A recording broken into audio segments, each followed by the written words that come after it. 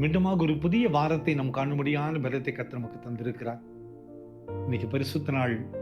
ஆண்டவர் நமக்கு தந்த ஒரு ஞாயிற்றுக்கிழமை. இன்னைக்கு ஆலயத்தில் சென்று ஆராதிக்கக்கூடிய மிகப்பெரிய பொறுப்பு நமக்கு உண்டு. திருமறையில சங்கீதக்காரன் சொல்லுகிறார், சங்கீதம் 136:1 கர்த்தரை துதியுங்கள், அவர் கிருபை என்றும் உள்ளது என்று வாசிக்கிறோம். Oh, give thanks to the Lord, for his mercy endures forever. கர்த்தரை துதியுங்கள், அவர் கிருபை என்றும் உள்ளது.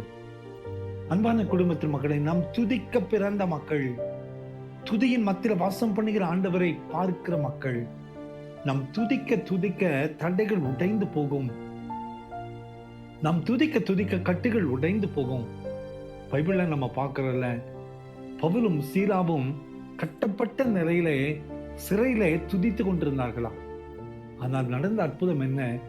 அந்த சங்கிலிகள் தரிப்புண்டு போய் ஒரு மிகப்பெரிய விடுதலை கிடைத்து ஆண்டவர் அழகாக அவர்களை சுமந்து கொண்டு செல்கிறார். பவுலும் சீலாவும் ஏன் இந்த கட்டுகள், ஏன் இந்த பாடு, ஏன் இந்த சிறை என்று புலம்பல. அவங்க அந்த இக்கட்டு நேரத்தில் கூட கர்த்தரை துதித்தாங்க. துதிக்கு அப்படிப்பட்ட ஒரு வல்லமை உண்டு. நம்ம வாழ்க்கையில கூட இன்னைக்கு நிறைய காரியங்களில நாம கூட சிறைப்பட்டு காணப்படுகிறோம். இந்த சிறையின் அனுபவத்தை நாம் பெற்று இருக்கிறோம். கட்டப்பட்ட நிலையில இருக்கிறோம். ஏதோ ஒரு சில மனபாரங்கள் நம்மை பல விதங்களில் பாதித்துக் கொண்டிருக்கிறது. ஆனால் இதுக்கு ஒரே ஒரு மருந்து, நம் ஆண்டவரை துதிப்பதுதான். ஆண்டவரை துதிக்க துதிக்க துதிக்க துதிக்க சத்துரு வெளியே ஓடுவான்.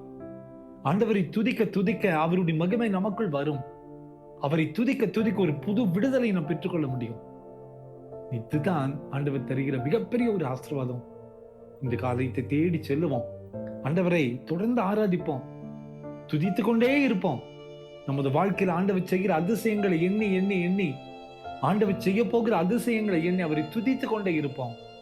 நம்ம துதித்தா பரலோகமே அசைக்கப்படும். நம்ம துதிக்கும் போது ஆண்டவர் இறங்கி வருவார். நம் துதிக்கும் போது அவர் நம்மை நினைவு கூறுவார்.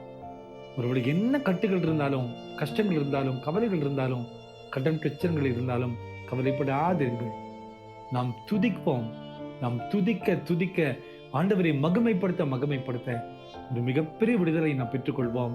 அந்த விடுதலை இந்த உலகத்திலே சந்தோஷத்தோடு நம்மை வாழச் செய்யும். கோயிலுக்கு போகாது இருக்காதீங்க. எல்லாரும் கோயிலுக்கு போங்க. ஆண்டவரை ஆராதிப்போம், ஆண்டவரை மகிமைப்படுத்துவோம். ஒரு மிகப்பெரிய மாற்றத்தை இந்த வாரத்திலே நாம் பெற்றுக்கொள்வோம். ஜெபம் பண்ணலாமா? அன்பின் ஆண்டவரே, நீர் எங்களுக்கு தந்த இந்த பரிசுத்த நாளுக்காக உம்மை துதிக்கிறோம் அப்பா. கர்த்தரை துதிங்கள், அவர் கிருபை என்றும் உள்ளது என்று வாசிக்கிறோமே.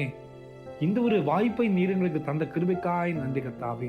உமது ஆலயத்தில் சென்று உம்மை துதிக்க துதிக்க எங்களுடைய பிரச்சனைகள் எல்லாவற்றுக்கும் பதில் கிடைக்கும் என்று நம்புகிறோம். இந்த செய்தி கேட்டுக்கொண்டிருக்கிற ஒவ்வொருவருடைய வாழ்க்கையிலையும் இருக்கிற கட்டுகள் உடைந்து போகட்டும்.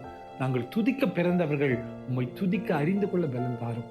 நிச்சயமாய் எங்கள் வாழ்க்கையில் மிகப்பெரிய அற்புதங்களை செய்வதற்காக நன்றி. இயேசுவின் மூலம் ஜெபங்களும் எங்கள் நல்ல பிதாவே. ஆமென், ஆமென், ஆமென்.